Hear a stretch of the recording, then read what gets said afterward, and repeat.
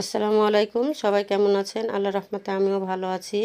এই যে চলে এসেছি সকাল সকাল কালার ডালের বড়ি দিব বলে। তো ধোয়াটা আমি দেখাতে পারিনি, ব্লেন্ডার করছি। আর এমনিতেও শীতের দিন খুব সকাল সকালে উঠেছি। আর এই যে এখানে দেখতে পাচ্ছেন আমি কুমড়াটা কিন্তু ঝুলিয়ে দিয়েছি তেনাতে।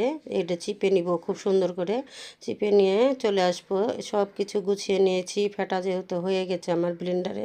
তো সব কিছু গুছিয়ে নিয়ে চলে এসেছি আমি। এখন সুন্দরভাবে এই জিনিসগুলা কুমড়াটা মিশিয়ে নেব, এর মধ্যে কুমড়াটা মিশিয়ে নিয়ে সুন্দর করে ফেটিয়ে নিব।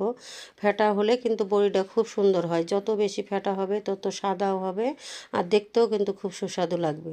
আর শীতের দিনে এই বড়িগুলা ভালো লাগে খেতে, মাছ দিয়ে বলেন আর সবজি দিয়ে বলেন, যে কোনো বড়িটা কিন্তু সব তরকারিতেই ভালো মানায় আর সুস্বাদু।